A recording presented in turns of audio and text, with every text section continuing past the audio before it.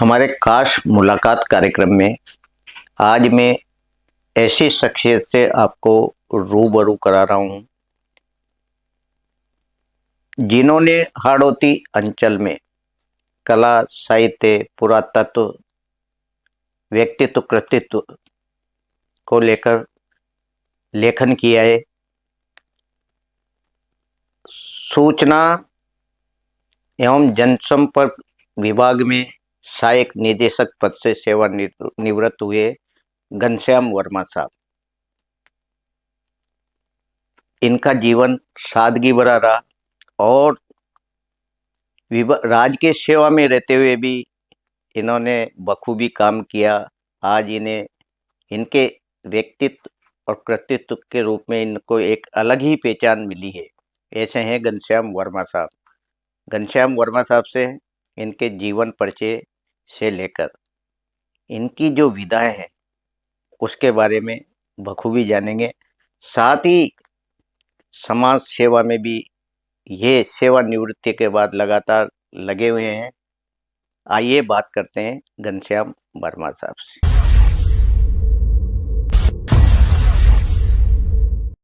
वर्मा साहब, आपका हमारे स्टूडियो में बहुत बहुत स्वागत है। धन्यवाद सर। वर्मा साहब, आप एक छोटे से गांव से निकलकर इतने बड़े पद तक पहुंचे और आपका व्यक्तित्व सरल, कैसे एक पहचान आपकी बन पाई साहब? दिनेश जी, सबसे पहले तो मैं आपका आभार प्रकट करता हूँ, धन्यवाद देता हूँ कि आपने मुझे आपके इस स्टूडियो में आमंत्रित किया भेंट वार्ता के लिए। मैं कभी सोच भी नहीं सकता था कि मुझे एसटीएन चैनल पर भेंट वार्ता का मौका मिलेगा। इसके लिए मैं आपका तहे दिल से आभार प्रकट करता हूँ। मैं अपना जीवन परिचय प्रस्तुत करना चाह रहा हूँ। हाँ, बताएं। मैं राजस्थान के झालावाड़ जिले के ग्राम मनोर थाना का निवासी हूँ। 10 सितंबर 1954 को मेरा जन्म हुआ नामदेव छिपा परिवार में। जी। मेरे पिताश्री माधोलाल जी और माता जी श्रीमती कमलाबाई, उन्होंने मेरा लालन पालन किया। हम 5 भाई बहन थे जी। पांचों भाई बहनों का उन्होंने लालन पालन किया अपनी हैसियत के अनुसार। बहुत छोटी आर्थिक स्थिति में मेरे पिताजी परिवार का निर्वहन कर रहे थे। पहले मैंने उनको देखा बचपन में कि वो किसी वैश्य परिवार में मुनीम का काम करते थे जी। उसके बाद उन्होंने हमारे जो पुश्तैनी काम था रंगाई छपाई का, उस काम को भी उन्होंने गांव में रह करके किया। और फिर उसके बाद धीरे धीरे रंगाई छपाई का जो धंधा था जी, वो थोड़ा सा कम होता चला गया, सब जगह हमारे खत्म हो गया। उसके बाद उन्होंने हलवाई की दुकान चालू की और हलवाई की दुकान के साथ साथ छोटा सा किराने का काम भी उन्होंने शुरू किया। तो बहुत कम पूंजी, कम लागत, कमजोर आर्थिक स्थिति के बावजूद उन्होंने 5 भाई बहनों को का पालन पोषण किया, पढ़ाया लिखाया जी। लेकिन 5 भाई बहनों में जो आगे की पढ़ाई है, उच्चतर स्तर की जो शिक्षा है जी, वो सिर्फ मैं ही प्राप्त कर सका और माता जी ने मुझे इस काम में पूरा सहयोग किया। तो मेरी जो प्रारंभिक शिक्षा थी 8वीं तक की वो ग्राम मनोर थाना में हुई। जी। उसके बाद मैंने साइंस सब्जेक्ट लेने की वजह से समीप का जो इकलेरा कस्बा है वहाँ पर मैंने साइंस मैथ से लेकर के 9वीं 10वीं वहाँ से किया। लेकिन मुझे लगा कि शायद साइंस विषय में आगे प्रोग्रेस अच्छी ठीक से नहीं हो पाएगी, तो मैंने वापस आर्ट सब्जेक्ट लेकर के और ग्राम मनोर थाना से हायर सेकेंडरी किया, यानी 11वीं परीक्षा उत्तीर्ण की। और 11वीं के बाद मेरी पढ़ाई का यही विराम नहीं लगा। मेरे भाई बहनों को तो लग गया लेकिन मेरे विराम नहीं लगा और मेरी पढ़ने की ललक लगातार बनी रही। और फिर मैंने पिताजी से निवेदन करके और झालावाड़ कॉलेज में मैंने बीए की परीक्षा के लिए, बीए के उसके लिए एडमिशन के लिए मैंने उनसे निवेदन किया। और मेरे पिताजी ने, माता जी ने मुझे ऐसी कमजोर स्थिति में भी झालावाड़ कॉलेज में पढ़ने के लिए मुझे भेजा। झालावाड़ से मैंने 1972 में मैंने वहाँ प्रवेश लिया और 74 में मैंने वहाँ से स्नातक परीक्षा उत्तीर्ण की फर्स्ट डिवीजन से जी। और वहाँ अध्ययन का, स्वाध्याय का मुझे अच्छा माहौल मिला। वहाँ की जो हरिश्चंद्र लाइब्रेरी कॉलेज की बहुत अच्छी लाइब्रेरी है, राजकीय महाविद्यालय का जो पुस्तकालय है बहुत शानदार रिच लाइब्रेरी है। और प्राइवेट जो सरकार की जो एक और लाइब्रेरी है वो भी अच्छी है। उन दोनों पुस्तकालयों में भी मेरा स्वाध्याय के लिए जाया करता था जी। तो ग्रेजुएशन मैंने झालावाड़ से किया जी। उसके बाद भी मेरा विराम नहीं लगा अध्ययन का, उच्चतर शिक्षा का। और मैंने माता पिता से फिर निवेदन किया कि मुझे अभी और आगे पढ़ना है। जी तो उन्होंने बिल्कुल भी मेरे को नहीं कहा कि भाई आप बहुत है इतना ही, लेकिन उन्होंने उसके लिए भी मुझे अलाउ कर दिया। और मैं झालावाड़ के बाद सीधा राजस्थान विश्वविद्यालय जयपुर में एमए की परीक्षा, एमए का करने के लिए वहाँ पर मैं जी जयपुर में चला गया। वहाँ मेरे एक साड़ू भाई थे, नरेंद्र जी, उन्होंने मुझे जयपुर में एडमिशन दिलाने में, वहाँ मुझे सेट करने में, व्यवस्थित करने में उन्होंने मेरा सहयोग किया। और साड़ू भाई इस दृष्टि से कह रहा हूँ कि उस समय जब मैं ग्रेजुएशन कर रहा था झालावाड़ में, जी जी उस समय मेरी सगाई हो चुकी थी। तो जो साड़ू भाई थे मेरे, वो शादीशुदा थे, उन्होंने फिर वो जयपुर में ही सेट थे, जी उन्होंने मेरा राजस्थान विश्वविद्यालय से एडमिशन करवाने में और मुझे वहाँ सेट करने में उन्होंने मेरा सहयोग किया। जी राजस्थान विश्वविद्यालय से मैंने 1976 में 1976 में मैंने वहाँ से संस्कृत विषय में स्नातकोत्तर परीक्षा उत्तीर्ण की। जी राजस्थान विश्वविद्यालय जयपुर से एमए किया मैंने संस्कृत विभाग से, संस्कृत विषय में, और फर्स्ट डिवीजन प्रथम श्रेणी में मैंने उस परीक्षा को उत्तीर्ण किया। बहुत सुंदर। यहीं मेरी पढ़ाई का विराम नहीं लगा, मेरी इच्छा थी कि मैं पीएचडी भी करूं। जी तो मैंने श्रीमद् वल्लभाचार्य पे पीएचडी करने के लिए मैंने मानस बनाया और सिनोप्सिस भी मैंने तैयार करके सबमिट कर दिया था। जी लेकिन इस बीच में जो वैकेंसियाँ निकलती रही, जी उन वैकेंसियों में मैं अप्लाई करता रहा, वहाँ के सूचना केंद्र में पढ़ने के लिए जाता रहा। जी और सूचना केंद्र में अखबार पढ़ता था मैं, वाचनालय पुस्तकालय दोनों की सुविधा हमारे सूचना केंद्र में सब जगह होती है। जी तो वहाँ मैं पढ़ने जाता था। तो एक दिन अखबार में मुझे ये विज्ञप्ति मिली सूचना केंद्र में, हमारे एक उद्घोषक का पद हुआ था दिनेश जी उस जी जमाने। जी उद्घोषक यानी अनाउंसर, हाँ हाँ वो सभी इसमें चैनल्स में भी होता है, सब जगह होता है, जी रेडियो जी भी ऐसे होता है। सूचना केंद्र में भी हुआ। सूचना केंद्र में भी हमारे यहाँ लोकल वायर ब्रॉडकास्टिंग सिस्टम था। सारे सूचना केंद्रों में, जो बड़े बड़े सूचना केंद्र उनमें सब में लोकल वायर ब्रॉडकास्टिंग सिस्टम का मतलब ये था कि सूचना केंद्र में तो कंट्रोल रूम था और पूरे शहर में टेलीफोन के खंभों के ऊपर हमारे लाउड स्पीकर लगे हुए थे जी और वहाँ से जो लाइन डली हुई थी उससे वो जुड़ा हुआ था कंट्रोल रूम से। जी तो वहाँ लोकल बुलेटिन हम लोग तैयार करते थे, अपने प्रेस नोट का निकलते थे दिन भर के, जी जी प्रेस नोट के आधार पे मैं खुद अपना बुलेटिन तैयार करता हाँ, और उसका मैं प्रसारण वहाँ पर दिन में 3 बार, सुबह 8 बजे, दिन में 2 बजे और अच्छा शाम को 7 बजे प्रादेशिक समाचारों के बाद। अच्छा तो 3 बार हम उसका प्रसारण करते थे। तो अनाउंसर की पोस्ट पे मेरा सिलेक्शन, जी मैंने जब फॉर्म भरा, वहाँ के लोगों से सलाह की, सूचना केंद्र जयपुर के स्टाफ से, जी उन्होंने कहा कर दो आप इसको, अच्छी कोई दिक्कत नहीं, बढ़िया आपकी पोस्ट रहेगी, आप इसमें कर दो। बाई चांस मैंने अप्लाई कर दिया और मेरा उसमें इंटरव्यू में सिलेक्शन हो गया। उसके बाद मुझे आकाशवाणी में ध्वनि परीक्षा के लिए, वॉइस जी टेस्ट के लिए मुझे आकाशवाणी का एक और वहाँ से गुजरना पड़ा। जी तो उसमें भी मेरा परीक्षण, ध्वनि परीक्षा में मैं सक्सेस हुआ और मुझे जुलाई 77 में इस उद्घोषक के पोस्ट के ऊपर मुझे चयन होने के बाद मुझे नियुक्ति मिल गई। जी इस बीच में मैं आपको बता दूं कि मैंने कई परिस्थितियां का सामना करना पड़ा मुझे। जी जब 76 में एमए कर लिया और नौकरी लगी 77 में, जी इसके बीच में मैंने एक प्राइवेट स्कूल में जयपुर में नौकरी कर ली। अच्छा और उस बीच में रहने की सुविधा भी मुझे मेरे जो क्षेत्रीय विधायक महोदय थे बेरुलाल जी रानीपुरिया, जी उनका जो सुपुत्र थे रतन जी, उनके साथ में विधायक निवास में, उनके हॉस्टल का जो था, उनका जो फ्लैट था, जी उसी में जी विधायक निवास में उसके साथ ही में रतन जी के साथ ही रहा। उन्होंने कहा कि आप मेरे साथ ही रहो, अलग से रूम मैंने छोड़ दिया, राजस्थान विश्वविद्यालय के पास में ले रखा था जी और फिर उनके साथ ही रहा और परीक्षा की तैयारी भी करता रहा। इस बीच में वैकेंसियाँ निकलती उनको भी करता रहा, भरता रहा।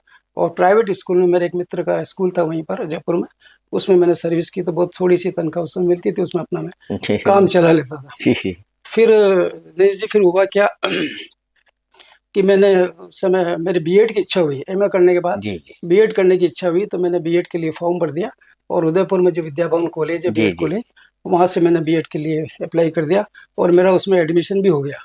एडमिशन होने के बाद पहली किस्त भी मैंने उसमें जमा कर दी थी, जी पहली किस्त भी पर उसके कॉलेज की मैंने जमा कर दी थी।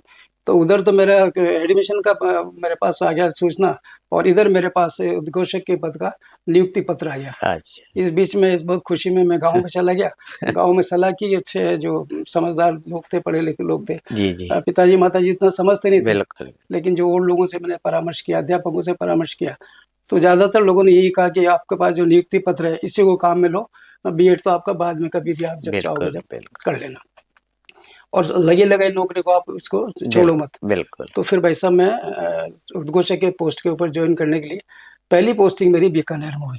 अच्छा बीकानेर सूचना केंद्र में भी हमारे वाइड ब्रॉडकास्टिंग सिस्टम था वहाँ भी मैं उद्घोषक की पोस्ट थी। तो मैं 4 जुलाई 1977 को मैंने बीकानेर सूचना केंद्र में ज्वाइन कर लिया और वहाँ से मेरी सरकारी जो सेवा है वहाँ से उसकी शुरुआत हुई। जी वर्मा साहब, आप जब कॉलेज में थे झालावाड़, तो आप मंचन का भी आपको शौक था? जी। कैसे लगा? हाँ दिनेश जी, मंचन का शौक था, लेकिन मुझे वहाँ मंचन का अवसर नहीं मिला। जयपुर में मुझे मंचन का अवसर मिला। मेरे गुरु थे हरिराम जी आचार्य, वो संस्कृत के विद्वान थे, हमारे व्याख्याता प्रोफेसर भी थे, और वो इस तरह के नाटकों का रविंद्र रंगमंच के ऊपर नाटक संस्कृत नाटकों का मंचन का काम करते थे। तो उसमें मुझे वहाँ पर जो भी मेरे लायक जो रोल होता था वो रोल मुझे दिया करते थे। तो लेकिन मेरी संगीत में शुरू से ही रुचि रही। अच्छा। झालावाड़ कॉलेज में मेरी, उससे पहले स्कूल एजुकेशन के टाइम पे भी संगीत में रुचि रही। प्राइमरी स्टेज से लेकर के अपर प्राइमरी और हायर सेकेंडरी और कॉलेज सब जगह संगीत विषय में मेरी विशेष रुचि होने की वजह से, मैं आपको बता दूं, मैंने जब झालावाड़ से जब बीए कर रहा था, जी उसी समय मैंने वहाँ का एक राजकीय संगीत विद्यालय है झालावाड़ में, बिल्कुल, उसकी सायंकालीन कक्षाएं चलती है। अच्छा। तो मैंने इधर तो दिन में तो अपना ग्रेजुएशन का ये चलता रहता था पढ़ाई का काम, और शाम को मैं 1-2 घंटे का जो वहाँ चलता था संगीत क्लास है, उसको मैंने ज्वाइन कर लिया था। और वहाँ से मैंने प्रारंभिका की परीक्षा उत्तीर्ण की और प्रवेशिका प्रथम, ये 2 परीक्षाएं मैंने 2 साल तक झालावाड़ के संगीत स्कूल से। और वो जो स्कूल था वो गंधर्व महाविद्यालय मुंबई से एफिलेटेड था। तो वहाँ से हमें जो प्रमाण पत्र मिले दोनों साल के, वो मेरे पास उपलब्ध है। और जो मुझे प्रवेशिका प्रथम का भी और उससे पहले प्रारंभिक का 2 साल का मुझे संगीत का वहाँ से शौक होने की वजह से वो भी मैंने ऑफिशियली मतलब उसको मैंने उस कोर्स को भी कर लिया था। तो संगीत में मेरी विशेष रुचि रही। नाटकों के मंचन में तो मुझे मौका सिर्फ जयपुर में ही मिला, और वो मैंने काम अपना बखूबी निभाया। इसके अलावा तो मेरी सिर्फ सुगम संगीत में, क्लासिकल, सेमी क्लासिकल में और फिल्मी गानों में कम रही मेरी, गजल वगैरह में इसमें मेरी रुचि थी, इसी को मैं गाता था। और सामूहिक गायन सामूहिक गायन प्रतियोगिता में भी अक्सर मैं स्कूल से लेकर के विश्वविद्यालय तक भी सामूहिक गायन की प्रतियोगिता में मैंने हमेशा भाग लिया, और उसके सारे प्रमाण डॉक्यूमेंट्स मेरे पास उपलब्ध है। तो विशेष रूप से मेरी संगीत में रुचि आज भी रुचि है, चाहे गाने में नहीं तो सुनने में जरूर है। और अब तो चूंकि एज भी हो गई है, 70+ 70 से 71 में चल रहा हूँ अभी, तो गाने का तो उतना अब नहीं रहा अभ्यास, लेकिन सुनने का शौकीन मेरा जो सेमी क्लासिकल है और क्लासिकल है और जो लोक संगीत है, इसमें मेरी विशेष रुचि है। वर्मा साहब, हाड़ौती की जो लोक कला, संस्कृति, पुरातत्व, इसको लेकर आपने काफी लेख लिखे, यानी जियाए आपने उसको, कैसे समय निकाल पाते होंगे सर आप, क्योंकि इधर राजकीय सेवा का भी बात। जी दिनेश जी, मैं बताऊं आपको, राजकीय सेवा में आने के बाद और आने से पहले भी मेरी जैसे संगीत में रुचि थी, तो उसमें ये सारी लोक कलाएं संगीत से जुड़ी हुई हैं। बिल्कुल, लोक कलाओं के विभिन्न जो पक्ष हैं, विभिन्न विधाएं हैं, वो सब इसी से जुड़ा हुआ है। संगीत, लोक संगीत तो एक की बात है। जी। तो उससे मैं जुड़ा रहा। और लोक कलाओं में जैसे लोक नृत्य है, लोक गीत है, लोक वादन है, लोक तीर्थ है, इस तरह के बहुत सारे जो लोक से जुड़े हैं, पब्लिक से जुड़े हैं, आम जनता से जुड़े हुए हैं, इन सारी विधाओं मैंने खूब काम किया। और जितना भी मेरे से संभव हुआ उतना मैंने लेखन का काम भी इन सब विधाओं पे किया। लोक कलाकारों के ऊपर मैंने खूब रचनाएं लिखी, उनके लोक नृत्यों के ऊपर मैंने खूब रचनाएं लिखी, लोक तीर्थों के ऊपर खूब रचनाएं लिखी मैंने। तो इस तरह से मेरा जितने भी जो फोक से संबंधित जो विधाएं हैं, इन पे सब पे मैंने खूब रचनाएं लिखी। और मेरी रचनाओं का प्रकाशन भी इस बड़े बड़े अच्छे प्रतिष्ठित समाचार पत्रों में और पत्रिकाओं में खूब हुआ है। आकाशवाणी से भी आपका प्रसारण हुआ था उस समय? हाँ। कैसा लगा था सर? जी, आकाशवाणी से पहला प्रसारण मेरा हुआ था 1974 में। 1974 में, यानी आज से 50 साल पहले मेरा इसमें आकाशवाणी जयपुर से पहला मेरा प्रसारण हुआ। और पहला प्रसारण किस विषय पर हुआ? एक अद्भुत भिखारी के नाम से मैंने एक खुद के साथ जो घटना बीती थी मेरे सामने, जो घटना बीती थी मेरे गांव पे, उस घटना को मैंने बेस आधार बना करके और मैंने एक अद्भुत भिखारी के नाम से एक आलेख तैयार किया था। और वो आलेख मैंने जयपुर आकाशवाणी के जो हमारे डायरेक्टर थे बाल जगत के कार्यक्रम को देखने वाले भट्ट साहब थे, उनको मैंने उसके उनसे निवेदन किया कि मैंने सर ये मैंने लिखा है और मैं इस बाल जगत कार्यक्रम इसको प्रस्तुत करना चाहता हूँ। तो उन्होंने मुझे सहमति दे दी और सबसे पहली रचना मेरी 1974 में जयपुर आकाशवाणी से प्रसारित हुई वार्ता, और उसका शीर्षक था अद्भुत भिखारी। जी तो ये तो मेरी आकाशवाणी का सफ़र था। उसके बाद निरंतर, चाहे वो जयपुर से का आकाशवाणी केंद्र हो, चाहे वो बीकानेर, इससे पहले बीकानेर का आकाशवाणी केंद्र था मेरा, फिर कोटा का आकाशवाणी केंद्र था। तो जहाँ जहाँ भी मेरी पोस्टिंग रही आकाशवाणी, झालावाड़ में भी आकाशवाणी केंद्र है, सभी जगह से मेरी आकाशवाणी से वार्ताओं का प्रसारण हुआ। और अब तक लगभग 100 से अधिक वार्ताएं मेरी रेडियो के माध्यम से प्रसारित हो चुकी, विभिन्न विधाओं में प्रसारित हो चुकी।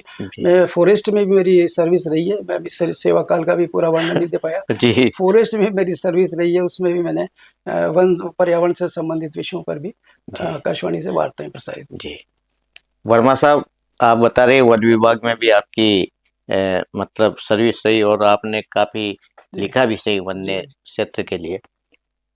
जब आप इसमें पीआरओ सेक्शन में आए सर, तो विषम परिस्थितियां रही होगी जी।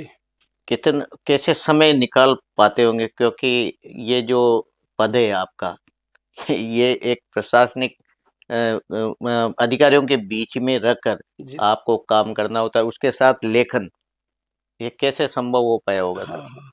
मेरा जो विभाग और मेरा जो कार्य दायित्व रहा है, उसमें लेखन भी हमारा एक आवश्यक पार्ट ही था हमारे उसका जॉब चार्ट के हिसाब से।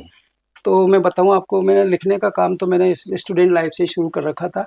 छोटी छोटी रचनाएं मैं लिखा करता था। कॉलेज की जो सोवेनियर निकलती थी उसमें भी मेरे लेख छपते थे, स्कूल की सोवेनियर निकलती थी उसमें भी मेरे लेख छपते थे, छोटे हों चाहे बड़े हों उसमें छपते थे, और विश्वविद्यालय की जो सोवेनियर वगैरह उसमें भी मेरे लेख छपते थे। तो लिखने का मुझे अभ्यास शुरू से था, क्योंकि संस्कृत में मैंने एमए किया हुआ था, इसलिए मुझे भाषा शैली की भी कभी प्रॉब्लम नहीं आई। और मैं आपको बताऊं कि मेरी जो योग्यता आपको बताई, मैंने एमए संस्कृत के बाद फिर मैंने हिंदी में भी एमए किया भाई साहब, नौकरी में आने के बाद। वो शिक्षा जो पद ज्वाइन कर लिया मैंने बीकानेर में, उसके बाद मैंने नौकरी में आने के बाद हिंदी में प्राइवेट एमए किया, और फिर पत्रकारिता का पीजी डिप्लोमा भी मैंने पत्रकारिता का किया। तो 3 विषयों में समानांतर 3 विषयों में मेरा ये पीजी का योग्यता मेरी इसमें रही है। और संगीत की मैंने आपको 2 वर्ष का कोर्स अलग से बताया, ये रही है। तो जो मैं आप बताऊं कि फॉरेस्ट में भी रहा, मेरे सूचना जनसंपर्क विभाग में भी रहा, सभी जगह बहुत चुनौतीपूर्ण हमारा काम रहा। हमारी सेवाएं बिल्कुल आप यूँ मान लो जैसे प्रशासनिक अधिकारियों की सेवाएं होती है, जैसे पुलिस के अधिकारियों की सेवाएं होती है, उसी तरह की अति आवश्यक सेवाओं, जैसे चिकित्सा विभाग की सेवा होती है, उसी अति आवश्यक सेवाओं, सूचना और जनसंपर्क विभाग की हमारी सेवाएं होती है, जिसमें 24 घंटे की हमारी नौकरी और 365 दिन की नौकरी होती है।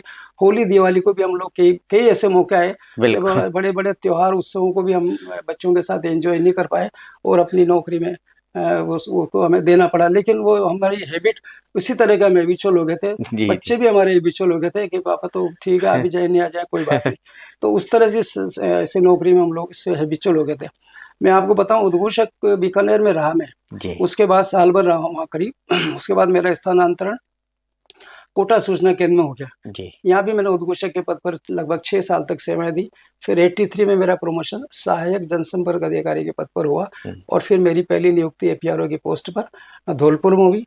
धौलपुर भरतपुर से निकला हुआ अलग से जिला था, तो वहाँ पर एपीआरओ का हमारा कार्यालय था, वहाँ मेरी पोस्टिंग हुई। धौलपुर में लगभग मैं 1.5 पौने 2 साल धौलपुर में रहा।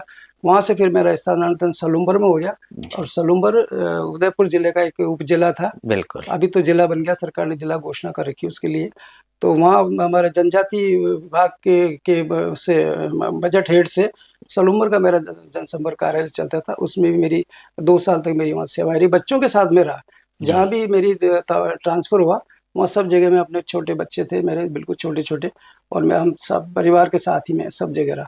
सलूम्बर से वापस मेरा स्थानांतरण दिनेश जी कोटा में हो गया 86 में। मैं सलूम्बर से मेरा यहाँ कोटा में यहाँ के जनसंपर्क कार्यालय में मेरा ट्रांसफर हो गया एपीआरओ के पोस्ट पर।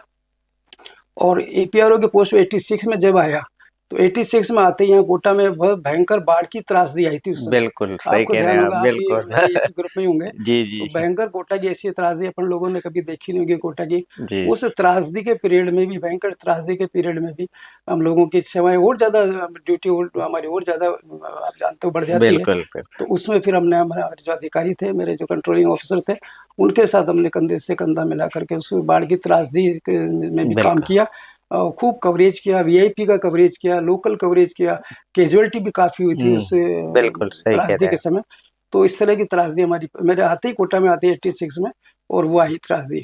उसके बाद फिर मेरा यहाँ से प्रमोशन हुआ भाई साहब 97 में जी 97 से पहले मैं आप बता दूं 1991 में 91 में जब 12 जिला बना कोटा से बिल्कुल कट के बिल्कुल। कोटा से हट के जब 12 जिला बना, 3 जिले बने थे, 12 दौसा राजसमंद। हम्म, तो 12 जिला जब बना तो मेरी ट्रांसफर यहाँ से, ट्रांसफर तो नहीं हुआ था लेकिन मेरा हेडक्वार्टर कोटा से उन्होंने, मेरे डायरेक्टर साहब ने बाना कर दिया था। जी जी और 12 में पीआरओ की पोस्ट ही थी मेरे पास, जी लेकिन वहाँ पीआरओ की पोस्ट पे मुझे उसके अगेंस्ट में काम करने का उन्होंने पूरा अधिकार, दायित्व, शक्तियां सब दे दी थी। ये भी जी कह जी। देता आप सील भी जनसंपर्क अधिकारी की लगाओगे सारे कामों में, सिर्फ ट्रेजरी का जो डीडी पावर से हाँ, आहरण वितरण का वो आपके पास नहीं रहेगा, वो कोटा वालों के पास ही रहेगा। जी तो जी पूरे अधिकार के साथ, दायित्व के साथ मैंने 12 में काम किया, खूब काम किया, खूब कवरेज किया 12 का। मैं वहाँ के जो कलेक्टर थे मेरे उस समय, उन्होंने मुझे सपोर्ट किया।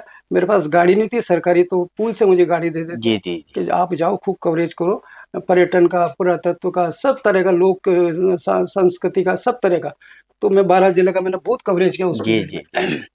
वहाँ के बाद फिर मैं कोटा आया वापस, वहाँ जब जिलाधिकारी की नियुक्ति होगी जी उसके बाद मैं कोटा आया। और कोटा में 97 में, 1997 में भाई साहब मुझे मेरा जनसंपर्क अधिकारी में प्रमोशन हो गया। जो हमारे राजपत्रित पोस्ट होती है इस विभाग की पहली जी पोस्ट, जी जनसंपर्क अधिकारी की, उसमें मेरा प्रमोशन हुआ 97 में। और 97 में पोस्ट मेरा प्रमोशन होते ही मेरी पहली पोस्टिंग एज ए पीआरओ यहाँ फॉरेस्ट डिपार्टमेंट में हुई। जी फॉरेस्ट डिपार्टमेंट में यहाँ पर वन विभाग का एक वानिकी विकास परियोजना के नाम से प्रोजेक्ट ऑफिस था, बिल्कुल बिल्कुल। जापान सरकार के सहयोग से वो चलता था, आर्थिक सहयोग से। उसमें हमारी पोस्ट भी थी पीआरओ की। तो वहाँ मुझे प्रतिनियुक्ति पर मेरे डायरेक्टर साहब ने कोटा का कोटा में ही जी उस जी वन विभाग की इसमें प्रोजेक्ट में मेरे वहाँ नियुक्ति हुई। और वहाँ मुझे काम करने का मौका मिला। लगभग 13 जिलों, 12 या 13 जिलों का कार्यक्षेत्र था उस प्रोजेक्ट के अंतर्गत। जी राजस्थान, आधा राजस्थान था, जी उसमें मुझे फॉरेस्ट में कवरेज करने का अच्छा मौका मिला। दूर दूर तो मेरे जो सीसीएफ थे उन्होंने मुझे पूरी छूट दे रखी थी, आपकी इच्छा हो किसी भी जिले में जाकर के आप यहाँ से फ़ोन करवा दो और वहाँ का जो डीएफओ है आपको पूरी हेल्प करेगा, साधन जी जी सुविधा सब उपलब्ध कराएगा। और आप फॉरेस्ट से संबंधित जितने भी एस्पेक्ट हैं उनके बिल्कुल ऊपर आप कवरेज करो। तो 2002 तक मैं वहाँ पर फॉरेस्ट में रहा। जी 2002 के बाद मेरी वापस से नियुक्त, ट्रांसफर डिपार्टमेंट, चूंकि वहाँ पोस्ट 5 साल का ही प्रोजेक्ट था, जी मेरी पोस्ट खत्म होने का उन्होंने संकेत दे दिया था। तो फिर मेरे डायरेक्टर साहब को उन्होंने लिख दिया और उन्होंने ट्रांसफर फॉरेस्ट से 12 में कर दिया। जी तो 2002 में भाई साहब मैं मार्च 2002 तक तो यही रहा मैं फॉरेस्ट में। और फिर अप्रैल में, इसमें फरवरी तक, 1 मार्च को फिर मैंने 12 में ज्वाइन कर लिया था वहाँ पर PRO, as a PRO, district PRO. जी तो 12 में जब मैंने ज्वाइन किया तो वही स्थिति मेरे साथ 12 में आई जो 86 में गोटा में आई थी। उस समय भयंकर दुर्भिक्ष का टाइम था, बिल्कुल सही कह बिल्कुल रहे हैं। भयंकर दुर्भिक्ष हाँ, का टाइम था। और आपने अखबारों में, खबरों में पढ़ा होगा, सहरिया भूख से मर रहे, बिल्कुल सहरिया भूख से बिल्कुल मर रहे, बहुत बड़ी है खबर ना, थी बहुत वो। बड़ी खबर थी। अपने राजस्थान की इतनी छवि खराब हो रही थी, सहरिया भूख से मर रहे, सहरिया घास खा रहे हैं, सहरिया पत्तियां खा रहे हैं, सहरिया ये खा रहे हैं, पेट भर रहे हैं, है ना। तो पूरा ऑल इंडिया का जो लेवल का जो मीडिया है, जी जी उस समय सबका ध्यान सिर्फ 12 के ऊपर, और 12 में भी शाहबाद और किशनगंज का जो एरिया था, बिल्कुल बिल्कुल। और सहरिया का एरिया, सहरिया का जो इलाका है, उस पर ध्यान था। तो उस समय आप देखो, उस समय दिवाली का दिन, बिल्कुल बिल्कुल मेन जो दिन होता है दिवाली का, अपन लोग लक्ष्मी पूजा करते हैं, उस दिन हमारे यहाँ उस समय तत्कालीन मुख्यमंत्री महोदय ने शाहबाद में शहरियों के बीच में दीपावली मनाने का एक उनका, बिल्कुल बिल्कुल। उन्होंने वो लगाया अपना, राजनीति में अपन सभी जानते हैं। बिल्कुल तो बिल्कुल वो उस समय वो बिल्कुल दिवाली के दिन आया और शहरियों के बीच में उन्होंने दीपावली मनाने का वो किया। तो सारे प्रशासन के अधिकारी, पुलिस के अधिकारी, सारे विभागों के अधिकारियों को बिल्कुल शाहबाद में हम लोगों को कैंप करना पड़ा। तो बिल्कुल। मैं भी उस समय मतलब घर पे के दिवाली हम लोग नहीं मना पाए। ऐसे कई मौके ऐसे जी आए जी इस बिल्कुल सेवा सही। काल में, जब हमें मतलब इस तरह की परिस्थितियों को झेलना पड़ा। तो हम उसके हैबिचुअल हो गए थे, हम भी हो गए थे और हमारे बच्चे भी हो गए थे। तो वो दुर्भिक्ष वाला पीरियड मेरे 12 में आया। उसके बाद फिर 12 में करीब मैं 2 एक साल रहा, 2002 में चला गया था। 3 में मेरा ट्रांसफर बूंदी हो गया। बूंदी में मेरा कार्यकाल बहुत अच्छा रहा जी और 3 टेन्योर मेरे बूंदी में रहे। इस बीच में 1 साल में झालावाड़ में भी गया। उस समय झालावाड़ में वसुंधरा जी का जी मुख्यमंत्री जी थी, तो झालावाड़ से वो एमएलए भी थी।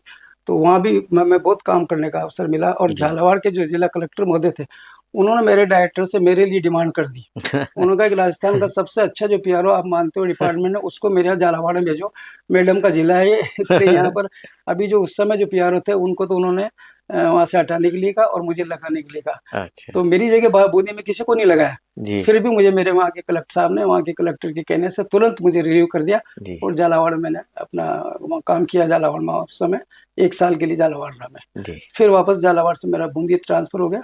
तो इस तरह से पूरा सफर मेरा ये चलता रहा। 2013 में जी 2013 में मेरा प्रमोशन सहायक निदेशक के पद पर हुआ जी और सहायक निदेशक पद पर मुझे कोटा में नियुक्ति मिली, यहाँ ट्रांसफर हुआ और उसके बाद सितंबर 2014 में मैं राजकीय सेवा से सेवानिवृत्त हो गया भाई साहब। सेवानिवृत्ति ले ली, उसके बाद भी आप सामाजिक सेवाओं से बराबर जुड़े रहे, जी चाहे समाज का काम हो या अन्य सामाजिक कार्य। और मैं तो आश्चर्य करता हूँ कि आप में आज भी युवावस्था की सी ऊर्जा है, कैसे संभव कर पाते हैं वर्मा साहब?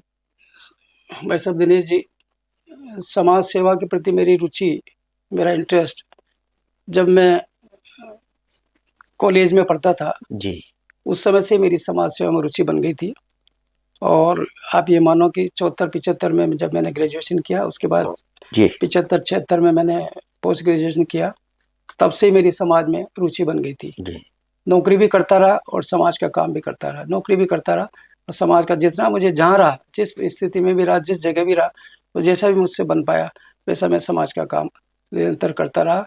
और छोटी से छोटी हमारी जो सामाजिक संस्था है, विभिन्न संस्थाओं से तो मेरा जुड़ाव रहा ही है, जी चाहे रोटरी क्लब हो, चाहे लॉयंस क्लब हो, चाहे दूसरी जो संस्था है अपने पश्चिम मार्गी वैष्णव परिषद से मेरा जुड़ाव रहा, जी ब्रह्मा कुमारी ईश्वरीय विश्वविद्यालय से मेरा जुड़ाव रहा, और भी स्काउट गाइड से भी रहा, पर्यावरण परिषद से भी रहा, जनसंपर्क विचार मंच से रहा, मीडिया फोरम से रहा, आपके प्रेस क्लब से रहा, जी विभिन्न संस्थाओं से मेरा जुड़ाव रहा और सारी संस्थाओं में मुझे अच्छा मान सम्मान भी मिला। मैंने अपने से जितना बना उतना मैंने एक काम भी किया। तो अभी वर्तमान में मैं अपने नामदेव समाज में छोटी से छोटी संस्था जो हमारी भीमगढ़ मंडी की जो इकाई है, छोटी जी इकाई, वहाँ से लेकर के राष्ट्रीय स्तर तक की जो मेरी अखिल भारतीय नामदेव छिपा महासभा है, उसमें मैं 24 साल तक उसका महामंत्री रहा और अभी वर्तमान में 2 साल से मैं उसमें वरिष्ठ उपाध्यक्ष प्रशासन के पद पर अपनी सेवाएं दे रहा हूं।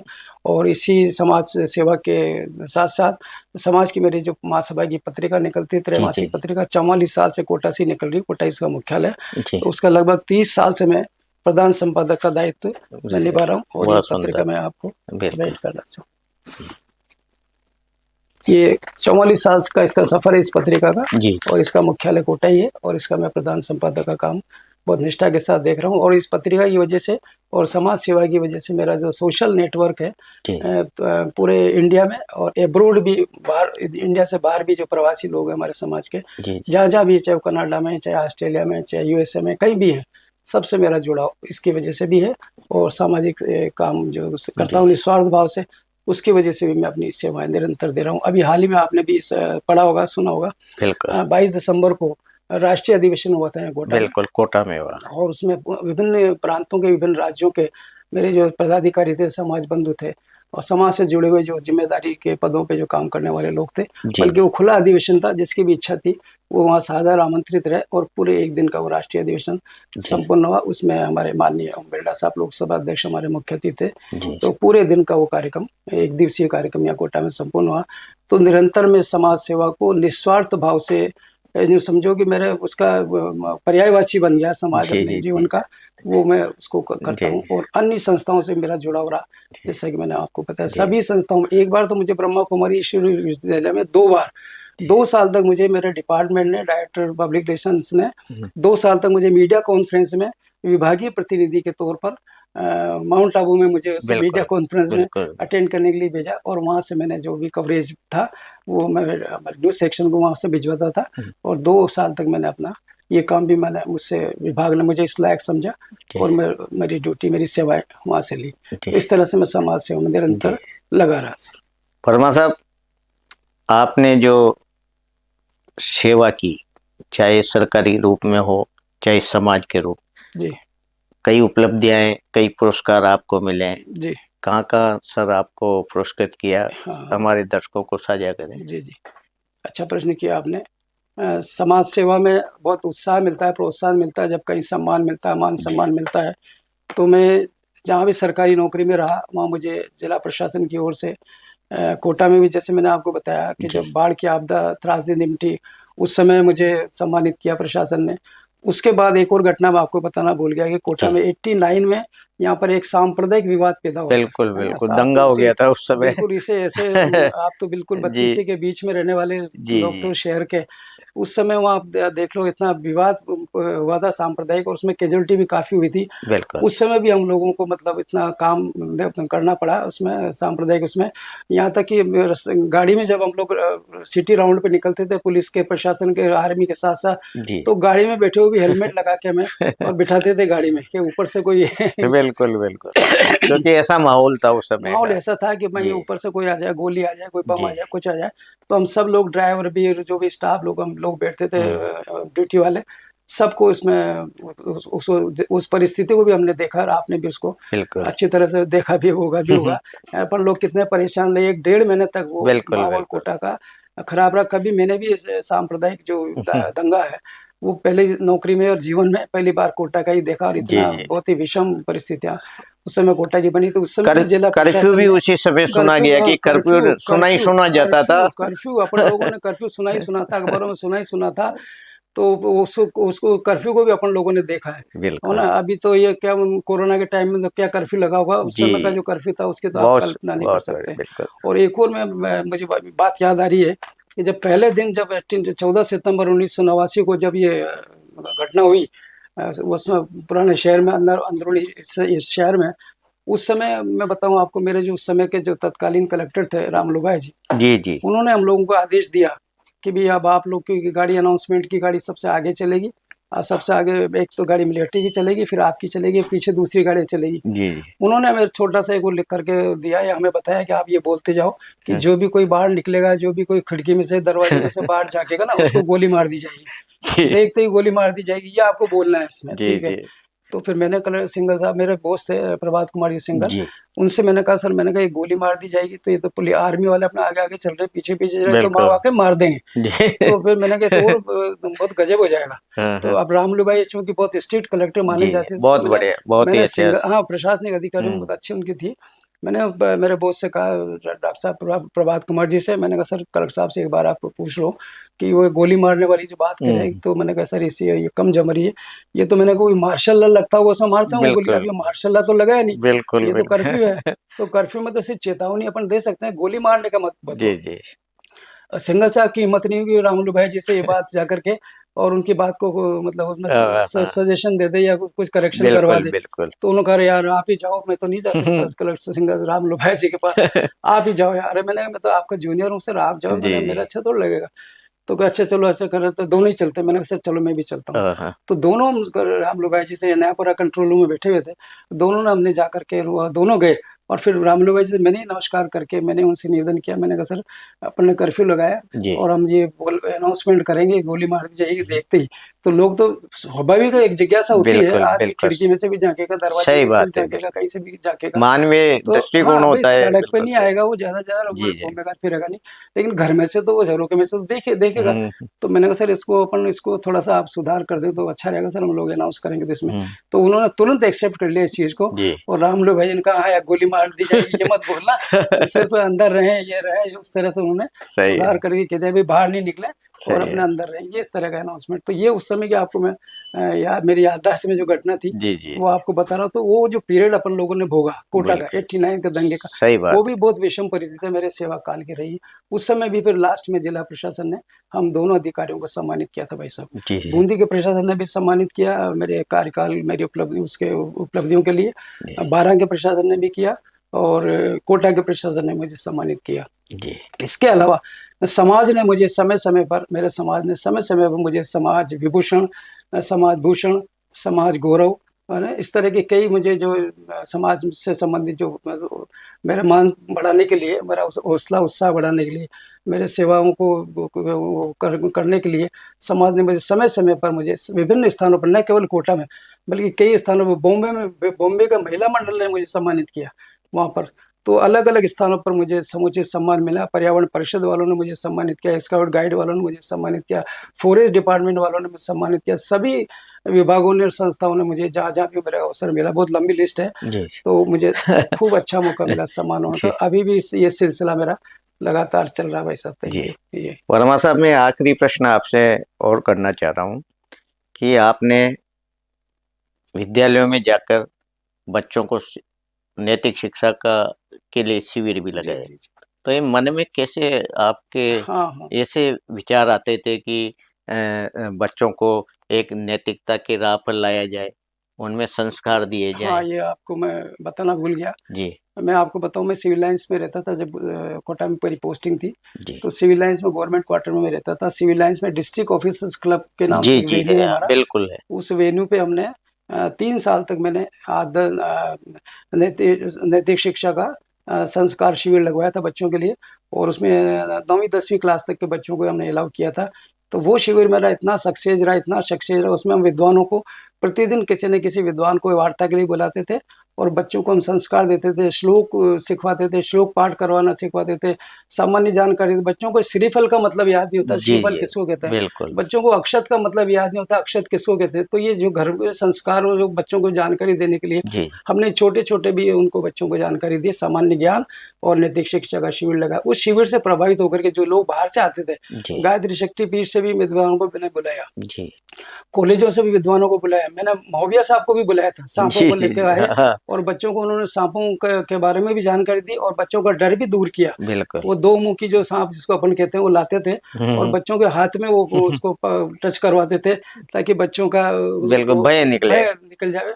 और आज भी मेरा जो बच्चा है उसका, मेरी बच्ची और मेरा बच्चा, उनका बिल्कुल भय सांपों से जानवर से, जहरीले जानवर से निकल चुका। जी जी तो वो जो हमने जो शिविर लगाया, उस शिविर के माध्यम से ग्रीष्मावकाश में लगाते थे हम वो शिविर, जी गर्मी जी की छुट्टी में शिविर लगाते थे। हाँ, उस शिविर से प्रभावित होकर के सिंधु सोशल सर्किल वालों ने भी शिविर लगवाया। जी हमने उससे उनके वहाँ भी शिविर लगाया।